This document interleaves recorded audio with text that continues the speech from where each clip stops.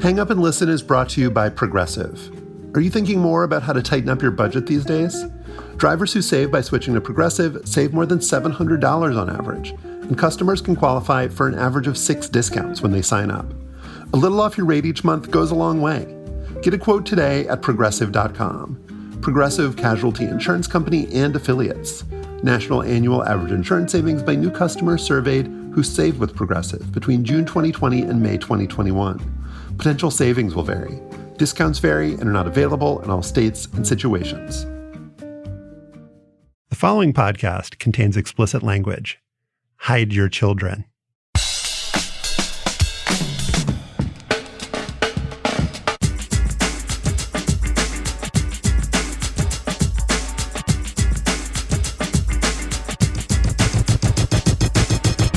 Hi, I'm Josh Levin, Slate's national editor, and this is Hang Up and Listen for the week of Thanksgiving, November 21st, 2022. On this week's show, we'll talk about the U.S. men's national team's 1-1 draw against Wales in their World Cup opener. We'll also discuss FIFA continuing to FIFA in the opening days of the World Cup in Qatar.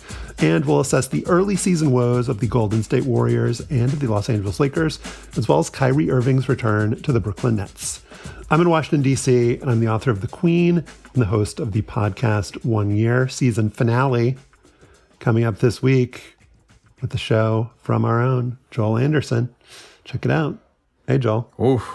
Hey. Oh, you starting with me? Are you going to start with me? Seems like a natural segue. Okay. Yeah, sure. Thanks for doing that. Sorry for skipping over you, Stefan. But yeah, we're done here.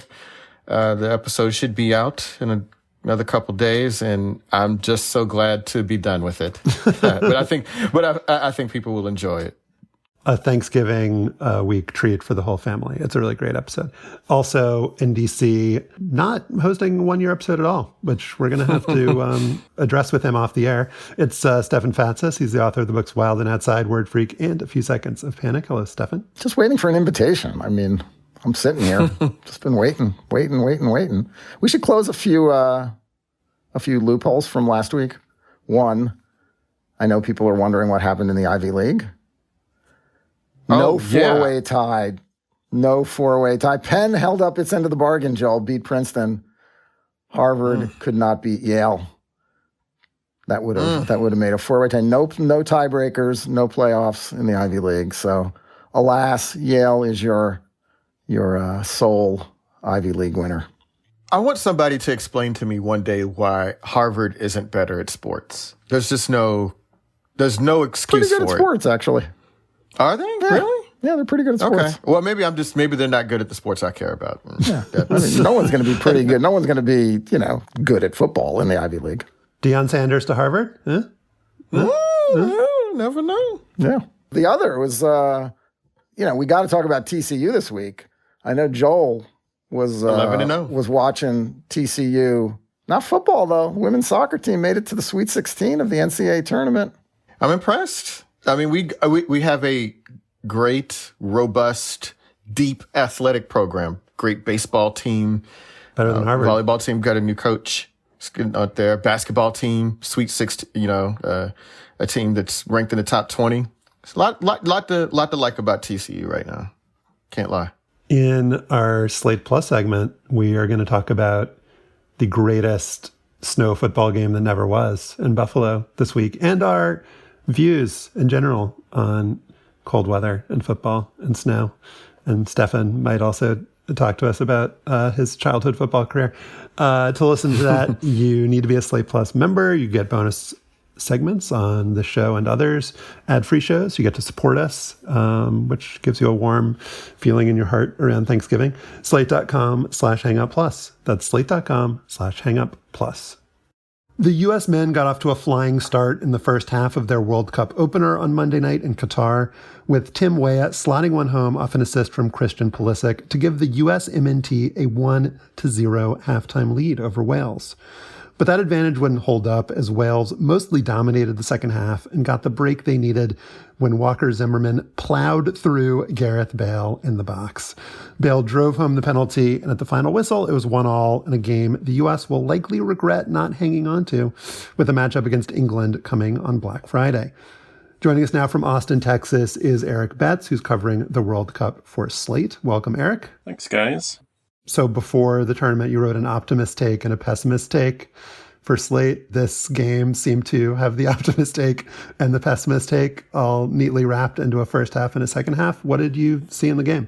Yeah, I think that's pretty accurate. I think anyone would look at that first half and think that was ideal. They were controlling the game. It seemed like they had a good balance between kind of patience with Wales's deep defense and intimidating center backs back there, and then trying to get the ball forward when they spotted their chances, like on the goal when Pulisic kind of picked up the pace and drove forward and made them make hard choices.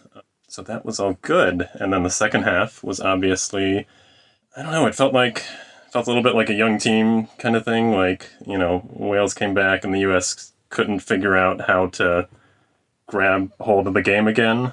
They struggled to slow the ball down, to keep the Wales defense kind of off of them in the same way that they managed in the first half. They were always one step ahead in the first half with their passing, and this time, the Wales midfield was a little tighter, a little closer in the center. It sort of felt like in the first half, Wales was almost just divided between defense and offense. There was no one in the midfield, and the U.S. midfielders just completely dominated the middle of the space. And then, in the second half, Wales turned it on, and they lost it. It felt to me a little bit like the U.S. didn't quite know what to expect coming out of the locker room. They thoroughly dominated the first half. I mean, possession was more than 60%, I think, for the U.S. to about 30% for Wales. They controlled, as you said, Eric, the midfield. They were patient on the ball. They had wonderful build-up play. Not a lot of chances to score, but they converted the best one. And then in the second half, I don't think anybody thought that, the U.S. can just dictate the game the way they did in the first, but it felt like they weren't prepared for Wales to be aggressive, almost as if they thought Wales would come out and just basically play the same sort of defensive posture that they had played in the first half, and that wasn't the case, and there were definitely some lapses, and I think there were a lot of tired legs toward the second half. Middle of the second half. But ultimately, look, it was one bad decision by Walker Zimmerman to go after Gareth Bale in the box. One bad split-second decision that ultimately decided the game. I mean, it's a lost opportunity for sure, and I'm sure that the players are going to be wishing they had all 3 points from that because they probably should have. But I'm going to take the glass half full here and say that first half was about the best half we've seen from a U.S. national team in a very, very long time. And it felt to me like this is a team that can go out there and play with England on Friday, and they're going to need to play unbelievably well. Yeah, I think that sounds accurate to me. It did, coming right out of the locker room, beginning of the second half, you could see Wales was feistier. They were creating more chances, getting the ball forward faster, looking by far the more dangerous team.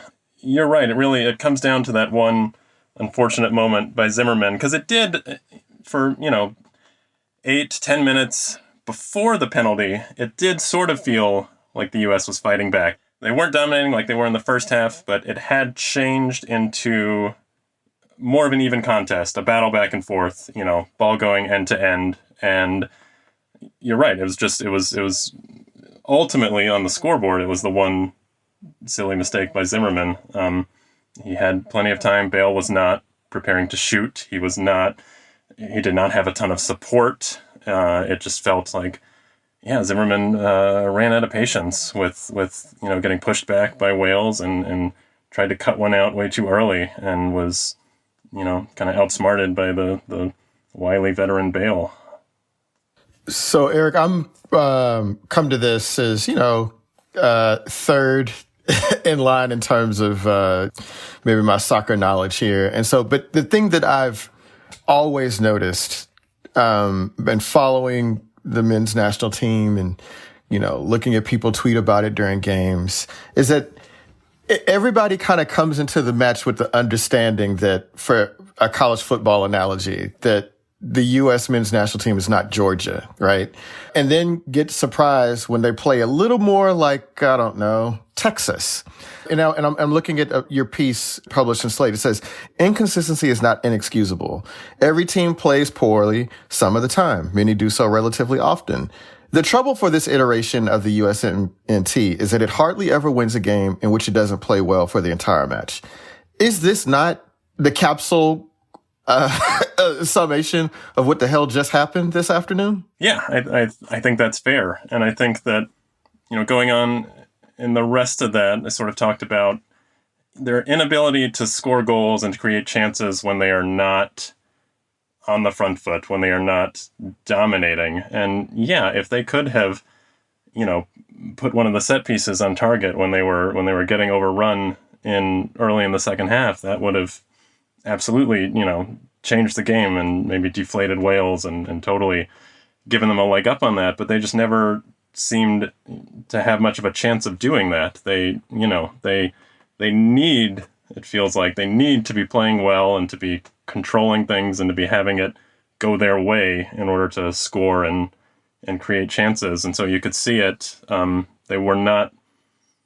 did not start getting those again until, it felt like they sort of took a little bit of control back in the midfield, had a little bit more time on the ball for themselves, things like that. Whereas I feel like some previous iterations of the U.S. men's national team sort of relish the opportunity to steal an opposing team's thunder, to, be under all that pressure and then kind of release it with one great big pressure valve goal that changes the whole complexion of the game. And this one, they certainly didn't do it here. Yeah, I think that in games like this where there are not very many chances on either side, you're going to have an advantage. It could be decisive if you're able to generate a goal out of nothing, which Wales ultimately did. Wales did have one or two better chances than the one they ended up scoring on, the penalty. There was an open header that went over the goal. We could be having a very different conversation. And Matt Turner made a fantastic save on another header that he deflected over the bar. And Josh Sargent headed off the post. And so, you're going to focus on these really small moments in a game like this that was not England 6, Iran 2. It's going to come down to a few, moments. But, Stefan, in the first half, my kind of takeaway on that, and it perhaps would have been my takeaway if the game ended 1-0 or 2-0, is that this was the perfect opponent for a U.S. team that struggles against teams that press. Mm-hmm. And the friendlies coming into the World Cup, they look terrible against any kind of pressure in the back. I think having Tim Ream definitely helped. He played very well as a center back and sort of controlling the game and passing, and you felt very comfortable with them on the ball there. But with Wales kind of sitting back, it allowed the U.S., this very young team, to get comfortable. And you never felt in the first half like they were at risk of falling behind, that at worst it was going to be 0-0. This is a young team that is comfortable on the ball. This is a skilled team. Yunus Musa not being comfortable really pressed. Not comfortable being pressed. And I think the simplest narrative in this game is that the U.S. fell apart. Fell apart might be ungenerous, but they look good when they're not being pressed, and they look terrible when they are being pressed. And that is what's going to be the story of this team throughout however long they're in the tournament. Well, and the other thing I think we can take away from this is that when all of the U.S.'s best players and everybody that I think you would put in that category played tonight, except for Gio Reyna, who for some reason we don't know yet was not subbed in when Jordan Morris was, which that got me very, very upset, sort of at the end of the game. Not quite upset, but curious. Tyler Adams, who plays at Leeds, fantastic all game long. He was the man of the match savior. Anthony Robinson, speed up the left wing. Tim Weah was great on the right side. Yunus Musa in the middle. You know who wasn't great?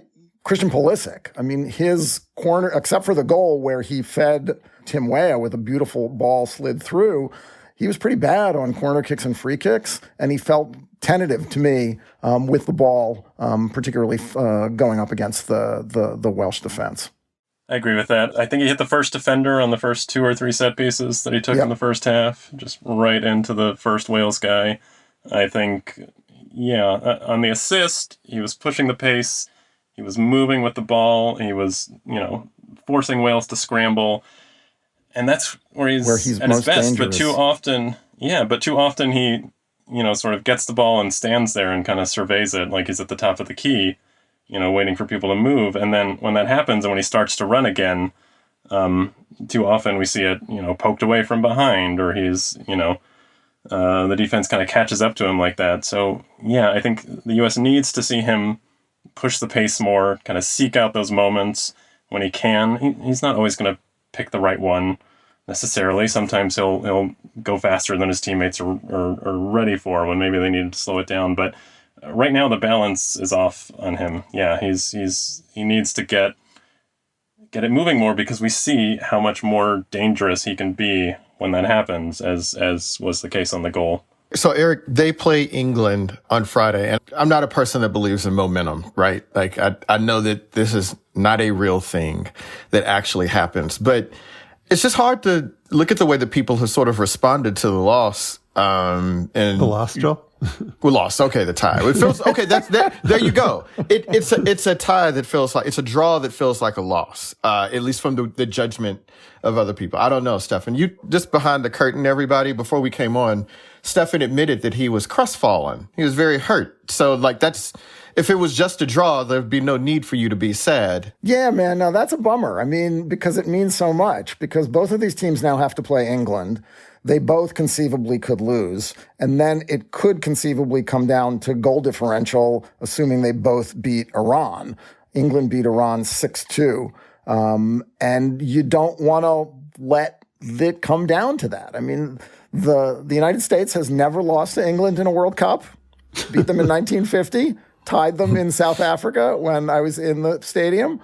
And playing for a draw would not be the worst thing in the world. Not playing for a draw necessarily, but getting a draw out of the game on Friday. But England is so deep and so talented and looked pretty damn good for most of the game against Iran that it's going to be a very steep hill. And the U.S. got just totally beaten up in this game. You wouldn't think that McKennie would be healthy. Pulisic doesn't seem like he came out of that game with all of his limbs fully functioning. I mean, it's a great nobody believed in us kind of moment here, because it's hard to think that like an England team that wasn't at all taxed, they're going to be at a massive physical advantage as well as a talent advantage. So that's the U.S. is going to have to come out and prove Joel wrong. That's what I'm saying, Eric. Is it as grim as it seems? That's what this feels like. And I'm looking at it and I'm like, well, I've looked at the FIFA rankings. I mean, they're not ranked that much higher than Wales. I mean, nobody came into this thinking that USA is some sort of power. So I guess I'm just I'm always like, again, the emotional swings that come with following this team are always just so funny to me. So is it as grim going into Friday as it seems at the moment? No, but barely. I mean, I think the big question about England coming into this tournament is that England had a dismal summer. They did not win, I think, in their last 6 games coming into this tournament. I think it was 3 draws and 3 losses in the UEFA Nations League. And so, yeah, the question coming into for England is, well, like, are they good still? Do they still have it? Can they still, kind of turn it on when tournament time comes? They've done very well. It's the team that made it to the finals of the Euros and the semifinals of the last World Cup. I mean, you looked up in the Iran game, and Iran was not good. I mean, this is a team that's distracted by the political turmoil at home. The players didn't sing the national anthem. There are other stuff on their mind, clearly. But when you look at the sideline, and they are about to sub in 4 guys, and those 4 guys are Marcus Rashford, Eric Dyer, Phil Foden, and Jack Grealish, you're like, oh my God, when we're bringing Jordan Morris in off the bench, it's going to be a challenge. And I think, I wonder, Josh, whether Gio Reyna didn't play because Friday is so important. He's going to need 60 to 75 minutes from Gio Reyna. Someone's got to play if these guys are hurt. If McKennie's not feeling well, and if Pulisic doesn't look like he can play the entire game, it's going to be important to have full strength players. Some fan fiction from Fatsis there. Yeah, so I think what will need to happen is that they'll need to be opportunistic in that game. They'll need to take advantage of whatever chances they get, and that is kind of a hallmark of U.S. men's national teams of the past, that they've played this kind of scrappy underdog role. And in this iteration of this team in this moment, that's not been kind of the persona that they've had, but they have a great opportunity. And what this result does is that it keeps everything on the table for them. It like keeps our hopes alive. And by Friday, we'll have talked ourselves into being really excited. And, you know, if they play a good opening 15 minutes, we'll get all of our hopes up, and maybe our hopes will not be shattered. Who's to say? But I think, Joel, the reaction that you saw is that they were dominant in the first half. They had the lead. This is the first World Cup match in 8 years. It's a young and exciting team. The young and exciting players contributed to that goal. Wales like barely even seemed like they were even playing. It was just the U.S. guys like passing the ball back and forth. And the whiplash in the second half, just I think everybody had gotten their hopes up so high. Why? I just explained it. I just don't. I mean, again, you did explain it, Josh. Very much, I heard what you said.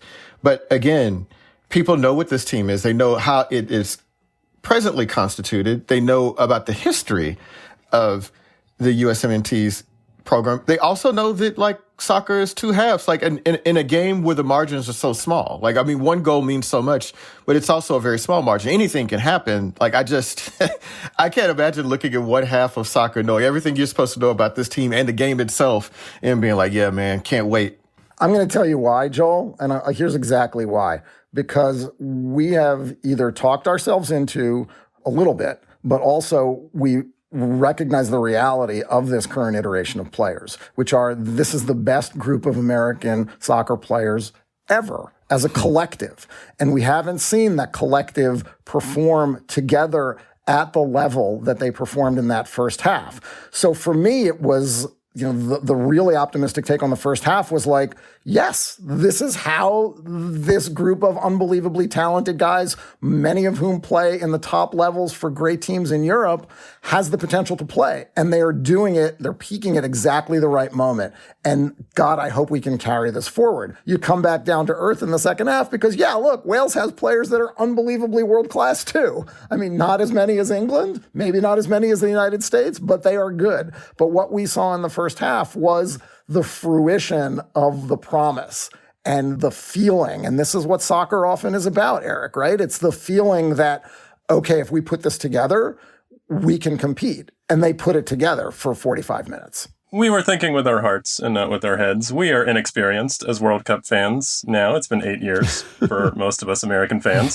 since we've seen this team in a World Cup. And so, yeah, the moment was, as Stefan said, it was especially exciting. I mean, if you were optimistic about this team coming in, then you were like, this is great. This is what they are capable of. If you were pessimistic about the team coming in, if you had worries about it, then you were like, hey, maybe this, this is far better than what I could have hoped for. So, maybe they can keep it going. Maybe they will, just continue to strangle the Wales midfield and keep everything so under control that Wales cannot even threaten. And obviously, that's not what happened. You all talked all that shit. Maybe you guys should support the U.S. men's national team in the same way that I support TCU. Just don't believe it till you see it. An important lesson for all of America from Joel Anderson.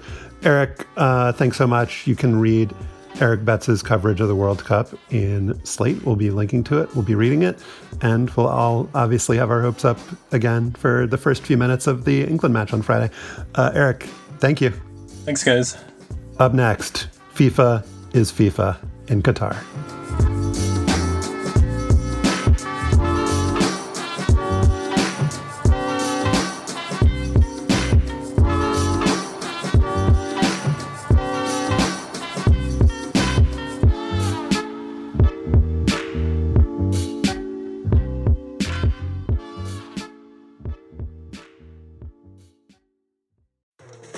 It's time to reboot your credit card with Apple Card. Apple Card gives you unlimited cash back every day on every purchase. It's real cash you can spend right away. No need to wait and wait for rewards. Apply now in the Wallet app on iPhone to see your credit limit offer with no impact to your credit score. Subject to credit approval.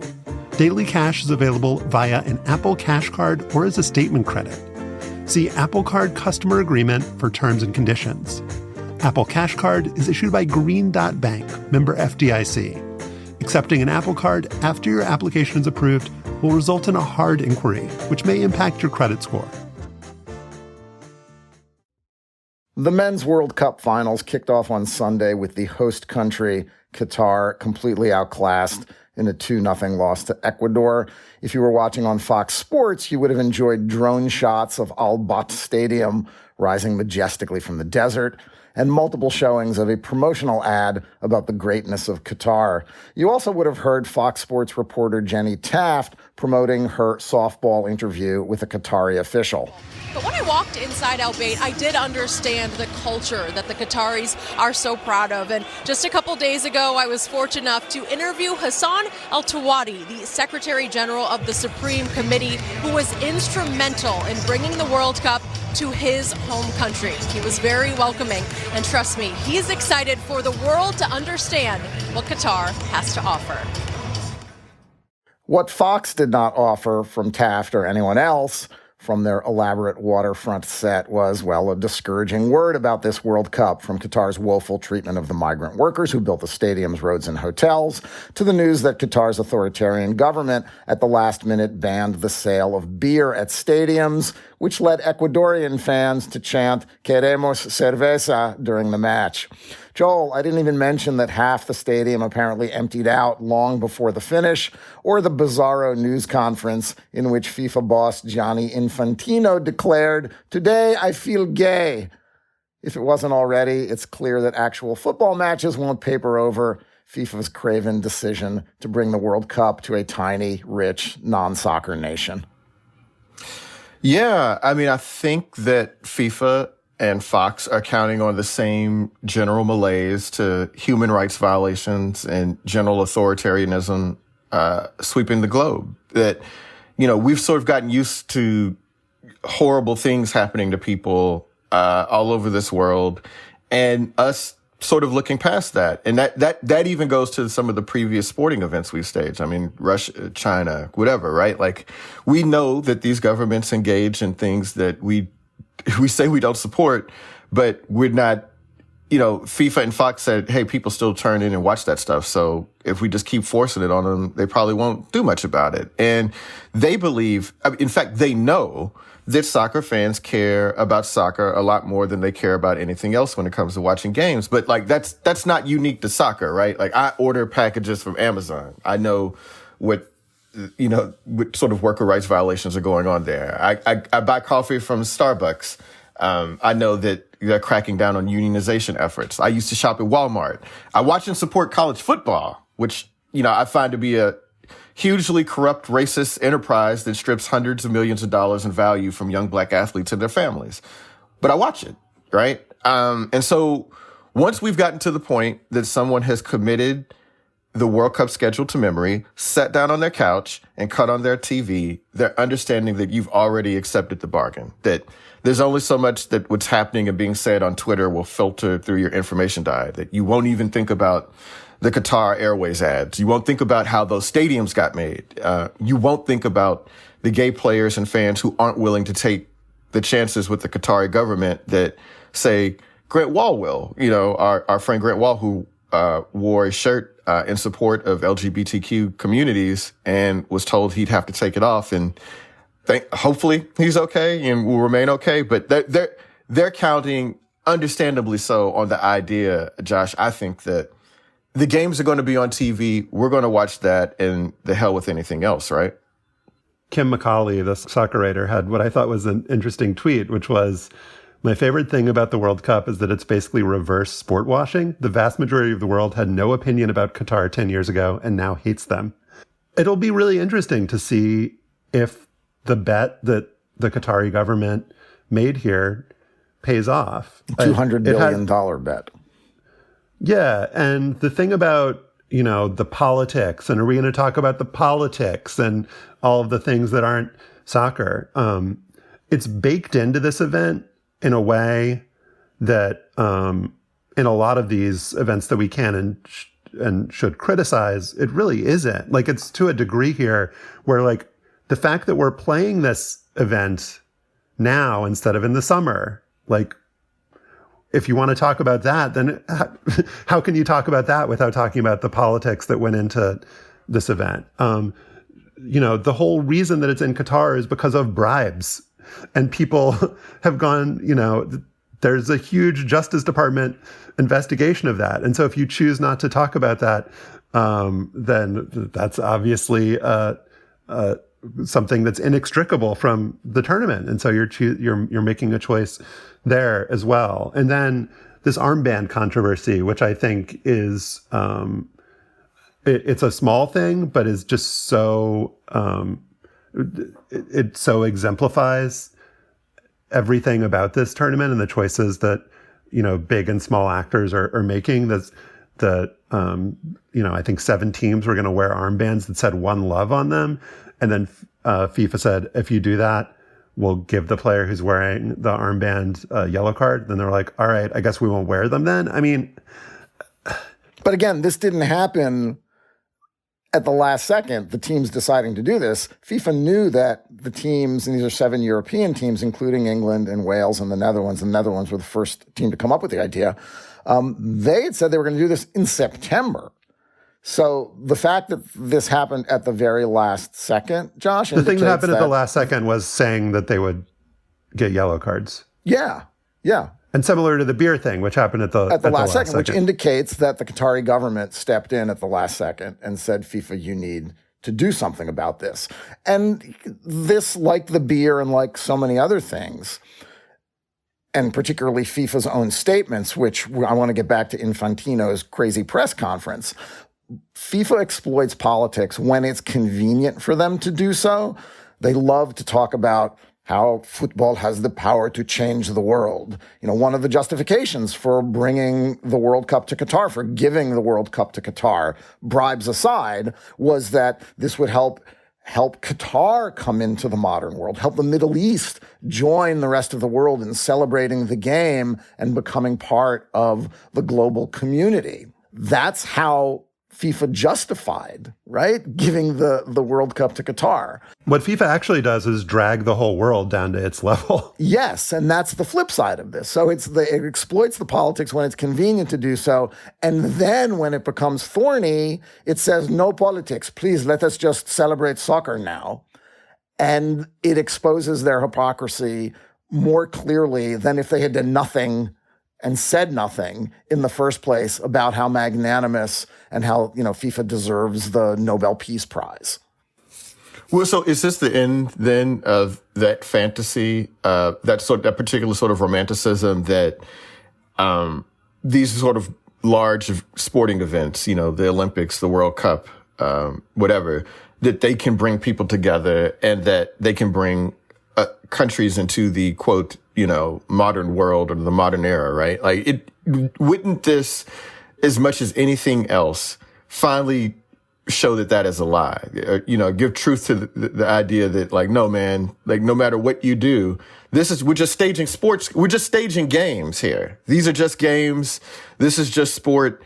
It's not going to fundamentally change anything about the way the host countries are run or the way they engage with the world. I mean, can anybody show me any evidence that hosting the Winter Olympics changed anything substantively in Sochi or Beijing? Like, is there any proof that any of that has happened? Or are we going to continue to say that going forward from here on out, right? It seems like we should be smarter than that at this point.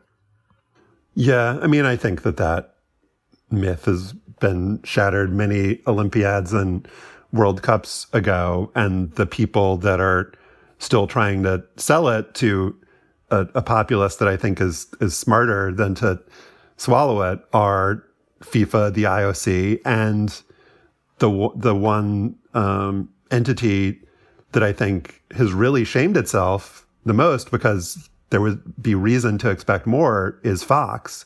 I don't have like hugely high expectations, but like NBC, I don't think covered itself in glory, but they certainly did something. They didn't totally have their heads in the sand. In terms of covering the Winter Olympics in China, most recently. Yeah, I mean, but the clip that we heard from Jenny Taft that you played in the intro, Stefan, I mean, that is embarrassing that this is an American media organization that's carrying water in a way that is really unnecessary. Like, I mean, they're taking money from Qatar Airways, so maybe it is necessary in that sense. But Telemundo has shown the way, like, which is a part of the NBC family of networks and has the Spanish language rights. Like, they're not behaving as obsequiously as Fox is. I mean, there are clips going around of Gary Lineker talking on British television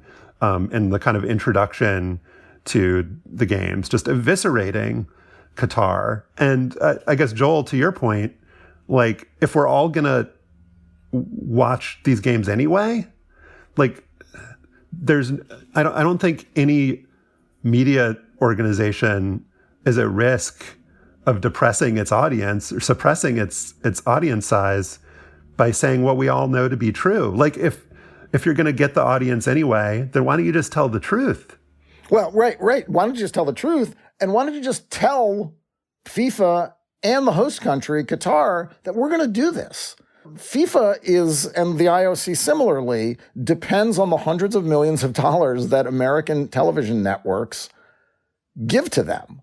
For the rights to broadcast these events. There's no reason that Fox couldn't do a segment about the laws in Qatar around LGBTQ rights. There's no reason they couldn't do a segment about humanitarian complaints about migrant workers and their treatment.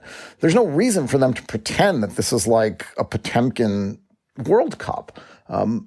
It's similar to the NFL and its rights holders, where the power dynamics are just like strangely reversed, right? Where these networks give the NFL like billions of dollars and are basically the only reason that the NFL can exist, and yet seem like, instead of them bossing the NFL around and saying what they can and should be able to say, it works in the reverse. It doesn't make any sense, like, that these entities are willing to kind of cede all of the power that they have and getting seemingly nothing in return.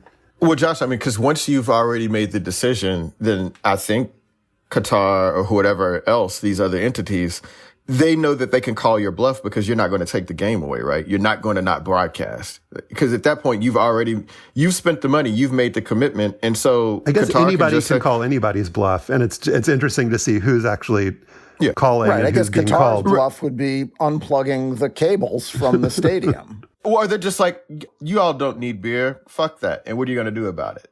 You know, is Budweiser going to take away all their advertising money at this point? Like, do they think that, you know, FIFA is going to say, hey, man, you guys better restore all that? Or Fox is going to say, you guys better give them beer or what? And they know that the games are going to be played and the people want to see that. And so I think that they've correctly identified the fact that, yeah, you can talk all that big stuff and you can make these sort of agreements. But once you're actually on the ground, once the games have gotten started, it's just like once you've agreed to play, it's like the thing sort of in the NCAA where they talk about the players who are going to strike or whatever. And it's just like, well, once they've got on the court and the games are going to get started, it's kind of hard to say what you're going to do. You've already sort of given up your leverage. You gave up your leverage when you said we're going to host these games in Qatar.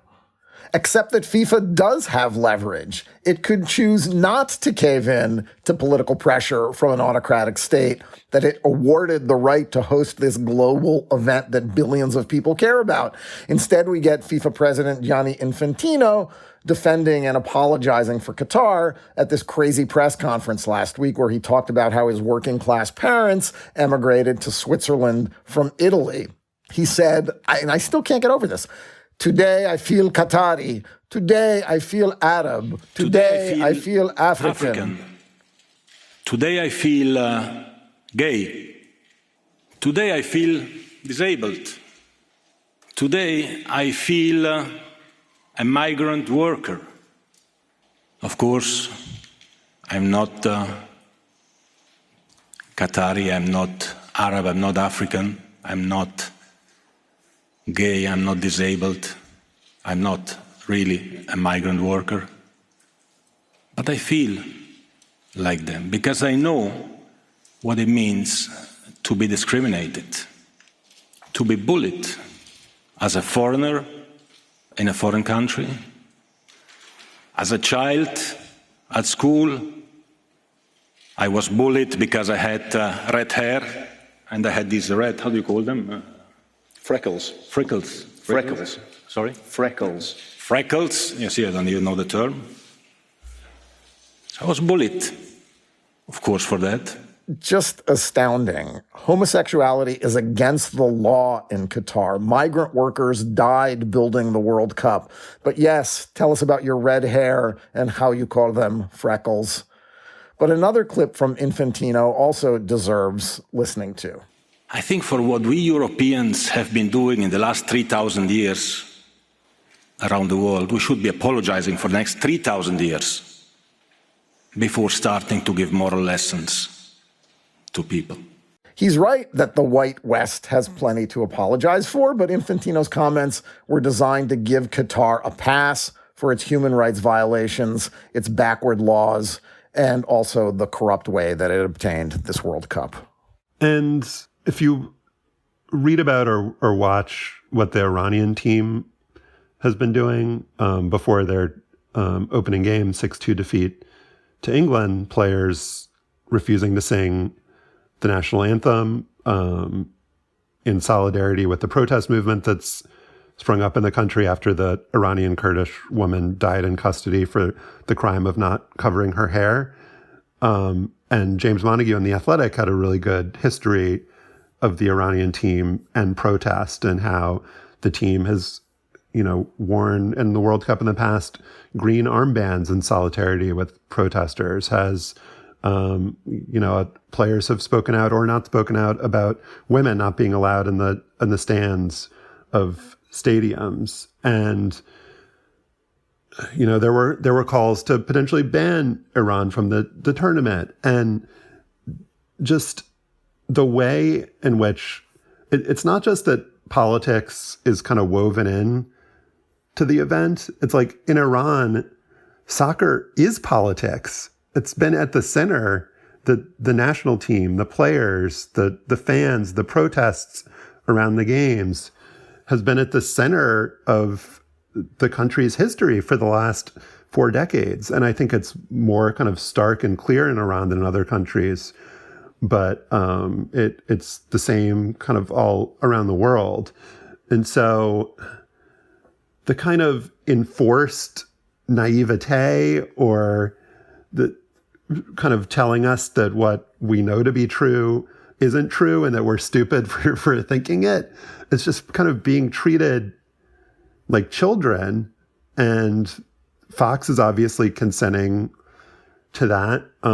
But it's not just that it's important. It's not like just that it's spinach, Joel. It's interesting. It's news. It's news and it's fascinating. And you kind of have a deeper understanding and appreciation of the sports themselves if you know everything that's kind of roiling around. And Joel, I think it's also, it has the opposite effect of what is intended. Sports are interesting not just because of what happens on the field. They're interesting because of how they're woven into the dynamic of society and politics and world events. And to pretend that that's not the case when we can see the reality in front of our eyes is what makes these organizations so laughable.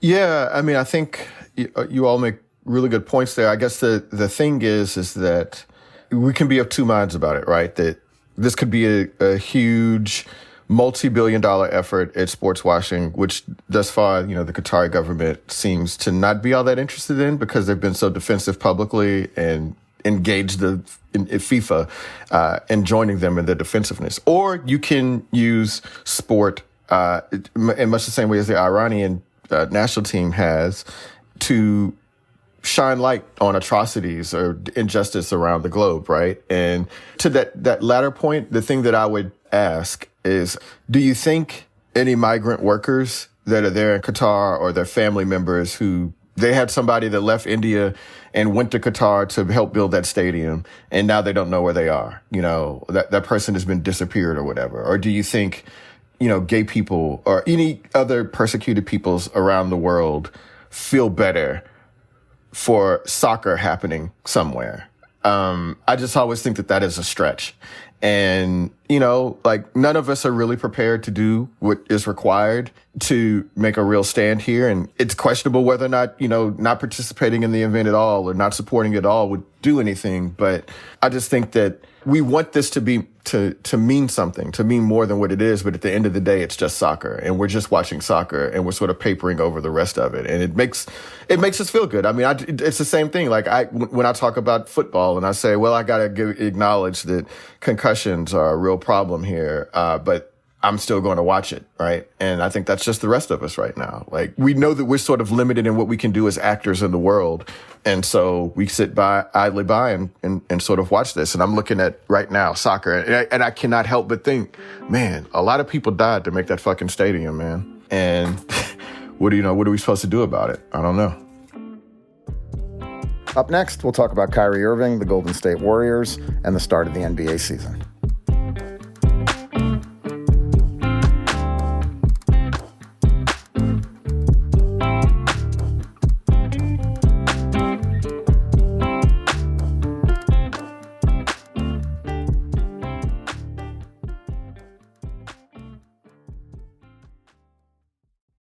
Former NFL star Ryan Shazier wants to make something clear.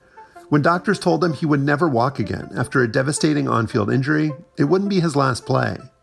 For Ryan, miraculously walking back onto the football field was his only option, because the one thing the odds don't account for is the will to overcome. Don't Call It a Comeback is a new podcast from Wondery. It's co-hosted by Ryan Shazier, a former Pro Bowl linebacker, along with Dave Dameshek, a former fantasy analyst on the NFL Network. Don't Call It a Comeback covers the greatest comeback stories from the past week in sports.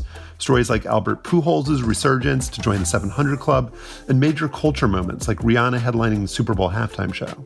Fourth and goal with seconds left, this podcast is your weekly reminder that it ain't over till it's over. And who doesn't love an upset from the underdog nobody saw coming? Dave and Ryan cover some of the most inspiring athlete comeback stories. Follow Don't Call It a Comeback on Amazon Music, Apple Podcasts, or listen early and ad-free by joining Wondery Plus and Apple Podcasts or the Wondery app. The NBA's reigning champions won their first road game of the season Sunday. To pull it off, the Golden State Warriors needed Klay Thompson's best game of the season. Thompson scored 41 points, including 10 three-pointers, in the Warriors' 127-120 win over the Houston Rockets. Golden State had lost its previous 8 road games of the season before knocking off the league's worst team, Sunday. But if the NBA playoffs started today, they wouldn't even qualify for the play-in game in the Western Conference. Golden State is 8-9, good for 11th in the West. Also in position to miss the postseason in the West, the Los Angeles Lakers, who at 5-10 have the second worst record in the conference. But they've won 3 in a row with LeBron James out with an adductor strain and Anthony Davis finally looking the part of a superstar. Another super team off to a slow start is the Brooklyn Nets, who have the same 8-9 record as the Warriors, but have recently gotten a couple promising games from Ben Simmons.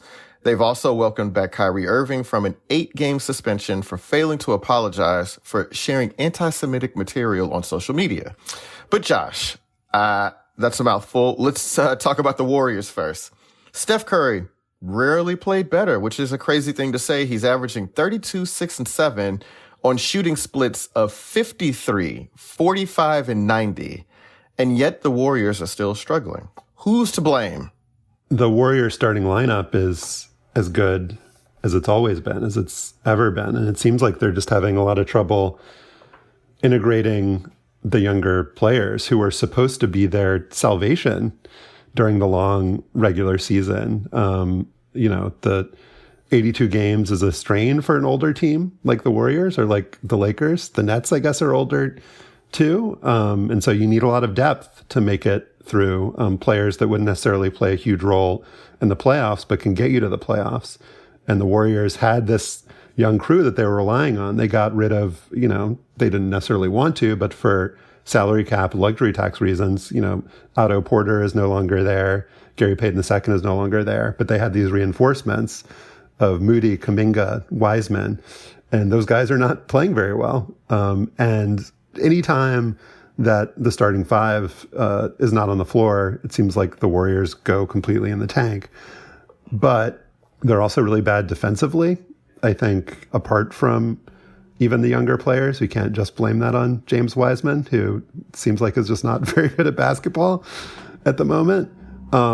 But if we were to broaden out a little bit beyond the Warriors' particular issues, Stefan, the thing that's so fascinating about the NBA this year is that you've got the Jazz, the Blazers, and the Kings at first, third, and fifth in the West.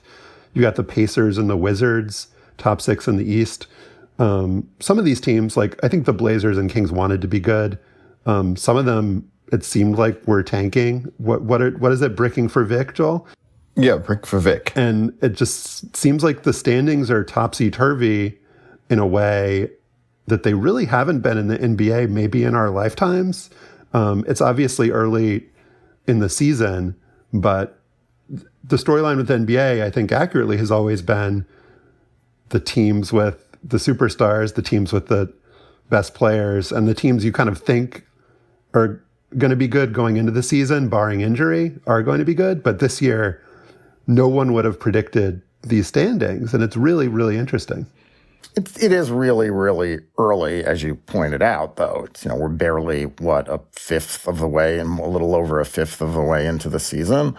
The big name teams that are bad could be bad for a lot of reasons. I mean, it's partly that the young players on the Warriors aren't performing to the level that, the Warriors hoped they would when they didn't go sign some reinforcements in the offseason for whatever reasons. At the same time, relying on three aging superstars also is problematic, and they are aging. 35 for Curry, and I think 33 and 33 for Thompson and Draymond Green. Relying on one of those aging superstars seems to actually be working out quite well. Yeah, well, but you need the others if you're going to not be 8 and 9. If you prefer being, 13 and 4, you're going to need everybody playing better. And that's certainly the case with the Lakers. It's certainly the case with the Nets. It's certainly the case with the Clippers. We've talked about super teams in the past. Joel, is it a stretch to say, well, maybe super teams aren't so great anymore because there's more depth or just there are more players that are in that sort of second tier of goodness and near greatness that allow teams like the Pacers and others to succeed where we would have written them off in the past? I definitely think that the depth of the league is coming through now, and so the teams that would typically be bad or just young are more difficult to beat. I mean, the Warriors beat the Rockets on Sunday night, and the Rockets and the Pistons have, the worst records in the league. But the Rockets are not a bad team. Like, they're just a young team, but they're not bad. They've got a lot of talent, and it's really easy to lose to a team like that. I mean, the OKC Thunder, for instance, they're trying to brick for Victor. They're not a very good team now, running a few years. Brichter for Victor doesn't have as much of a ring to it. And was it quite as good? That's fine. But it's possible that the Thunder have one of the league's MVP candidates in Shai Gilgeous-Alexander. And actually, I was just looking at the standings. They're a game behind the Warriors. That's a team that was supposed to have been, again, tanking or whatever. And everybody's so tightly packed in the West right now. Yeah.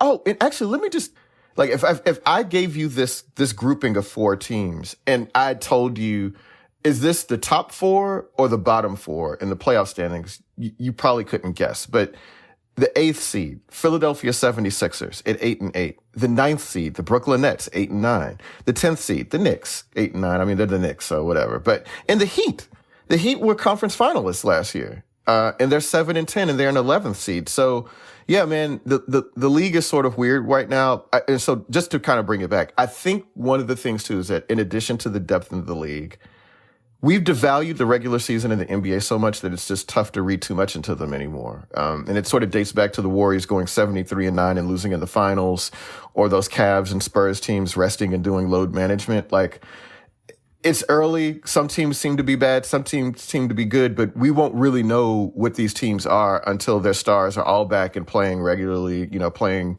35, 40 minutes a game. So there do seem to be some patterns right now. The older, marquee teams of the past few years seem to be struggling out of the gate, but I don't think it's going to stay that way long term, because I think a lot of these teams have realized the early part of the season really doesn't matter in the whole scheme of things. Right.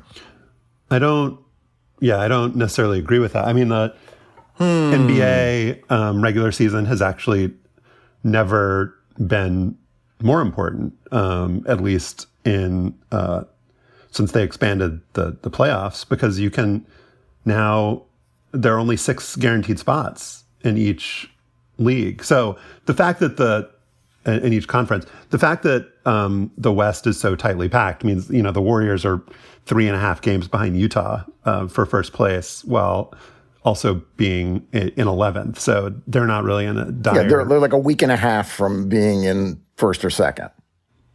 Sure. But you can't screw around for the entire regular season and expect to, make it in. There are consequences. And I think that's what the league, Adam Silver, were trying to pull off with the play-in tournament, that there are advantages to locking in not just a top 4 seed to get home court advantage, but a top 6 seed. And, there's plenty of time for whether it's Utah or Indiana to, trade guys away. But you mentioned the Rockets. I watched the Pacers play the Pelicans the other day. Mm-hmm. Tyrese Halliburton is unbelievably good. He's averaging, I think, a double-double in points and assists. 21, 11, and I think 6 boards. He's putting up Chris Paul numbers right now.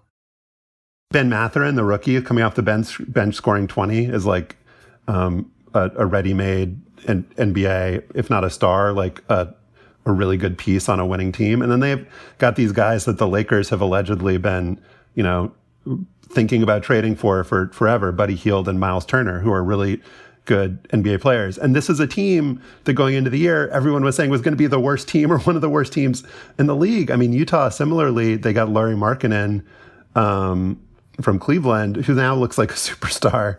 And, it's the Utah thing.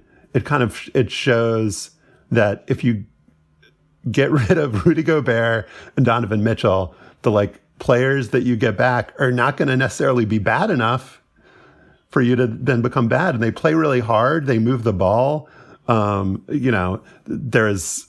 We've seen kind of what the Spurs can do when you have that sort of team ethos and a team that has Hall of Fame level players like Manu Ginobili. But with Utah, and this is a regular season thing. I think there's a sense that their shit won't work in the playoffs, or their shit won't work when they trade all of their players away. But are you telling me the postseason is different from the regular season? The teams take it a little bit more seriously. Earlier.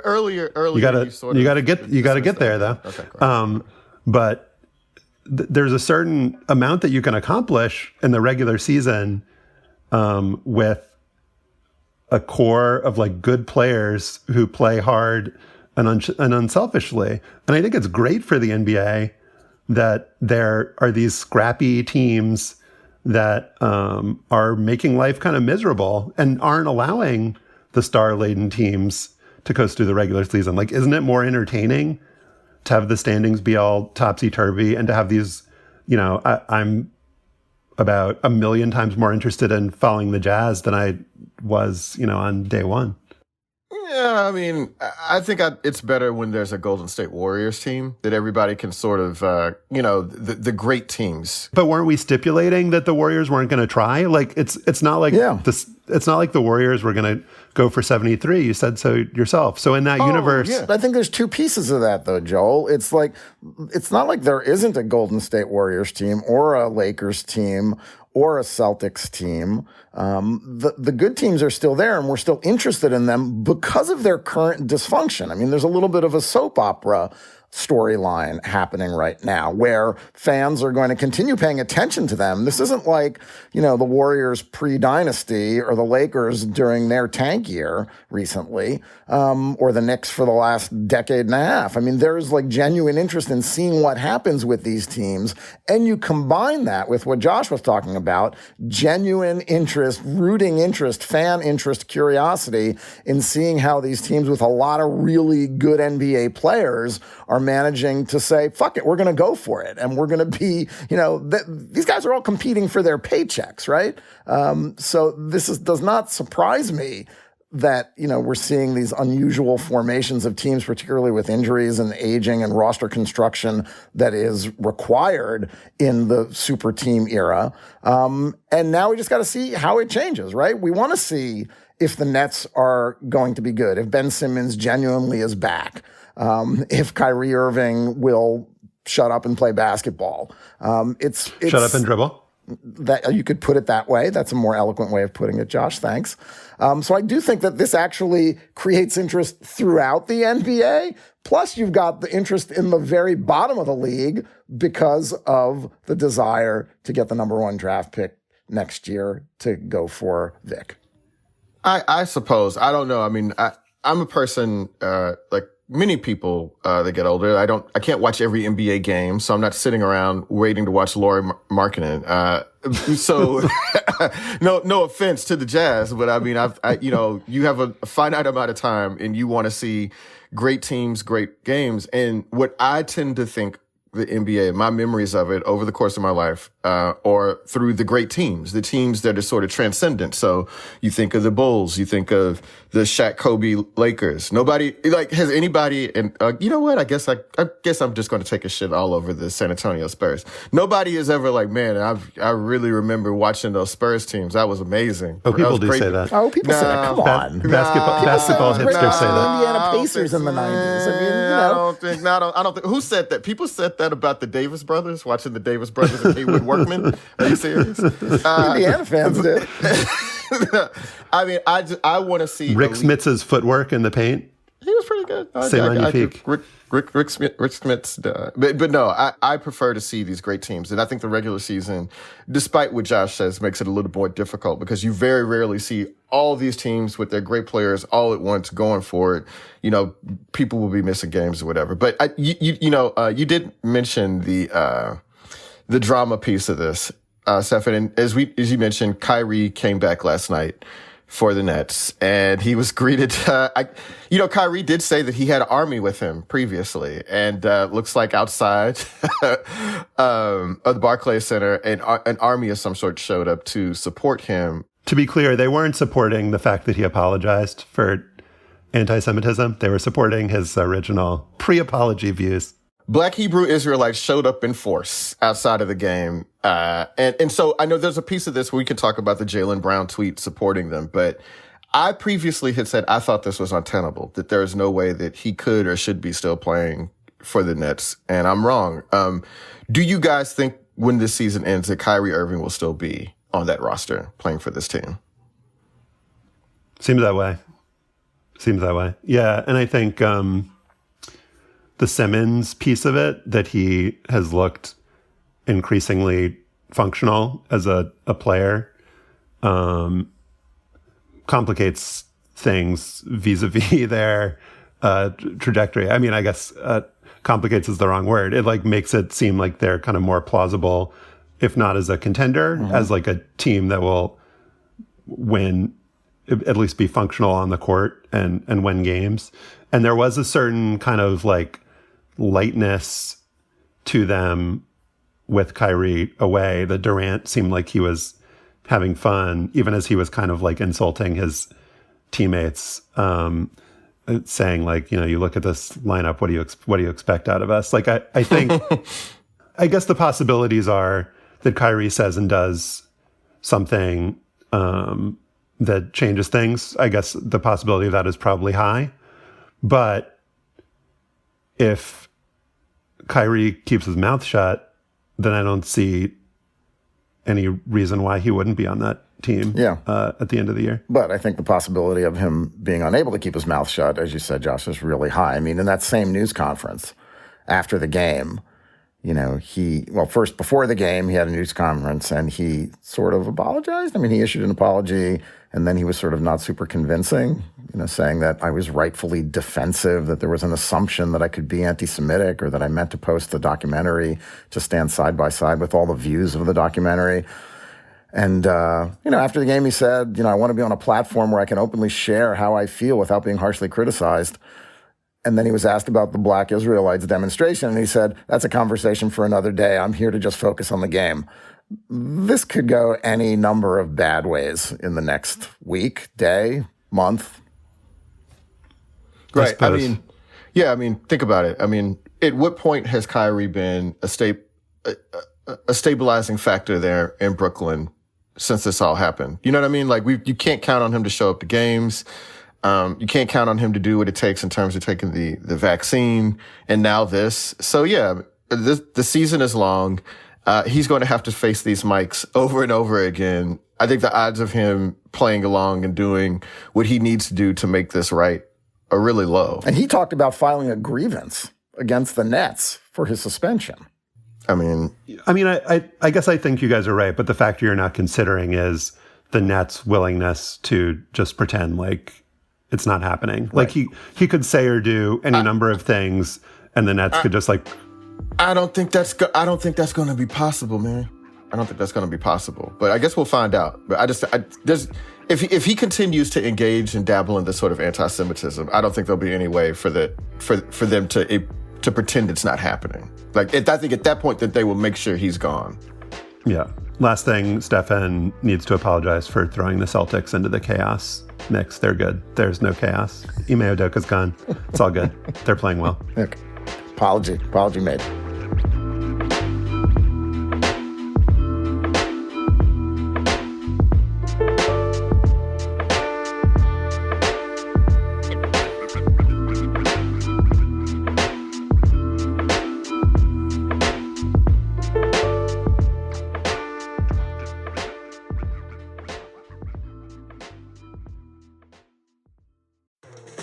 It's time to reboot your credit card with Apple Card. Apple Card gives you unlimited cash back every day on every purchase. It's real cash you can spend right away. No need to wait for rewards. Apply now in the Wallet app on iPhone to see your credit limit offer with no impact to your credit score. Subject to credit approval. Daily cash is available via an Apple Cash Card or as a statement credit. See Apple Card customer agreement for terms and conditions. Apple Cash Card is issued by Green Dot Bank, member FDIC.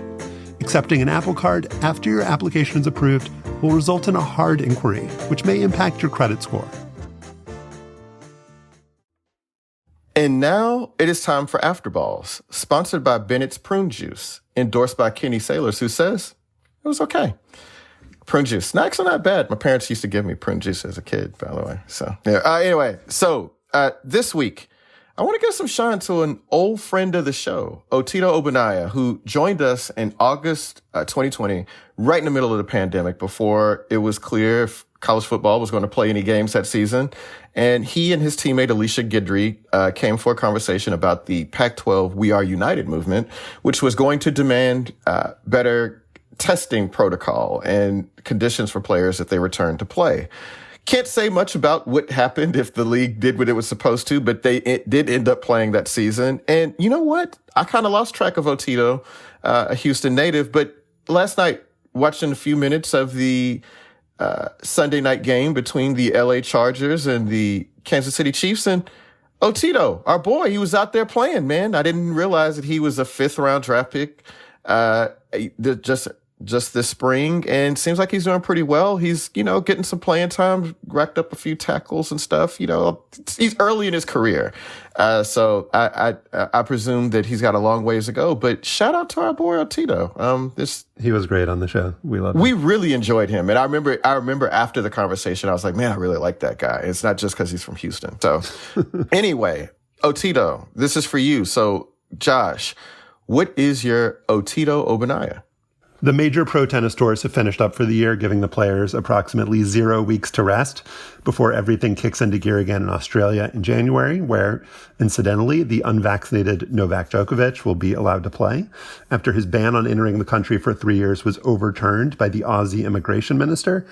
Djokovic is going to be the favorite to win his 10th Australian Open and 22nd major overall. The 22nd would tie him with Rafael Nadal. And this past weekend, he won his 6th ATP Tour Finals, beating Casper Ruud in the final. Still very good at tennis, that guy. But I want to talk about the American men who had a very good year, at least by recent American men's tennis standards, which have been extremely low. Taylor Fritz made it into the top 10. He's the first American man to be ranked that high since John Isner in 2019. He made it to his first Grand Slam quarterfinal this year, losing to Nadal at Wimbledon in 5 sets. He also snuck into the tour finals where he made the semis before losing to Djokovic in 2 very tight tiebreaks. Did not look out of place there. Our fave, Francis Tiafoe, made it into the top 20, made his first Grand Slam semi, losing to the phenom Carlos Alcaraz. Another 3 Americans, hang up and listen guest, Otito Obanaya, hang up and listen guest, Maxime Cressy, as well as Riley Opelka and Brandon Nakashima, all won ATP tournaments this year. And Nakashima just won the end-of-year next-gen finals for young players. And the good news for him there is that the 3 previous champions, Alcaraz, Jannik Sinner, and your guy, Stefanos Tsitsipas, they all immediately became really big stars after winning the next-gen final. So look out for Brandon Nakashima in 2023. And that's not all. There are 12 American men in the top 65 in the rankings, which is by far the most of any country, and 9 of them are 25 or younger. And that does not include the player that I want to focus on here, a guy we should all be very excited about, who will make his top 100 debut this week. His name is Ben Shelton, and he just turned pro a few months ago after winning the 2022 NCAA title for the Florida Gators. To illustrate how far he's come, as recently as July 23rd, he was tweeting the following: "Really need to find someone to fill my bedroom in my 2x2 apartment in Gainesville so I can get out of my lease. Maybe some retweets would help." Then 3 days later, he had to tweet it again, this time adding, "Really not trying to pay for 2 places, hit my messages." A few weeks after that, in his second ATP tournament, he absolutely destroyed one of the best players in the world, the aforementioned Casper Ruud. And this month, the 20-year-old Shelton, he just turned 20 in October, became the youngest player ever to win 3 titles in 3 consecutive weeks on the ATP Challenger Tour, the level just below the main tour. On the court, Shelton is a lefty with a huge serve and a huge forehand, but he also moves extremely well. There are some amazing passing shots he had, including to win one of those challengers. The match point was a crazy running passing shot. He's also got a huge smile and a lot of charisma, and he is a second-generation player. His dad, Brian Shelton, made the 4th round of Wimbledon in 1994 and peaked at number 55 in the rankings, which it's looking like Ben will exceed very soon. And Brian was also Ben's coach at the University of Florida. Second-generation athletes are not at all rare in pretty much any sport. In American men's tennis, Sebastian Korda is the son of Peter Korda, who reached number 2 in the rankings. But what's different here is that the Sheltons are Black. And given how underrepresented Black Americans have been in tennis until the last couple of decades, and somebody can correct me on this if I'm wrong, I believe that Ben Shelton is the first ever second-generation Black American tennis star, which is kind of extraordinary, even though it makes sense when you think about it. Hopefully there will be a lot more to come. No pressure, Alexis, Olympio, Hanian Jr. But Ben Shelton is extraordinary on his own, and I think we'll be enjoying his career for a nice long time. And no pressure on a 3rd generation of Sheltons. I think we can appreciate the 2nd-generation star for now. And I want to say here that take this to the bank on Ben Shelton's future success, because Josh is really like the best scout of next-gen tennis stars that I know of. I hadn't really heard of Ben Shelton before now, and now I know he's going to be You're all in the mix. Man, you really, I mean, you knew how to hook me there. I was like, all of a sudden, I'm like, oh, that's starting to Google and everything else. It's not a surprise. Yeah, Joel was like looking at TCU updates.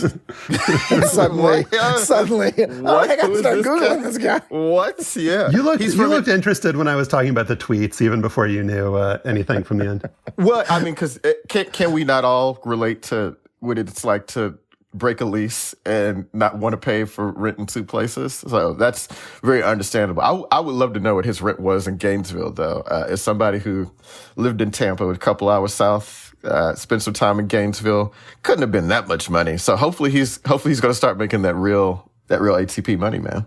Yeah. And like I mentioned, a lot of times a guy with a serve as big as he has, they're not particularly mobile.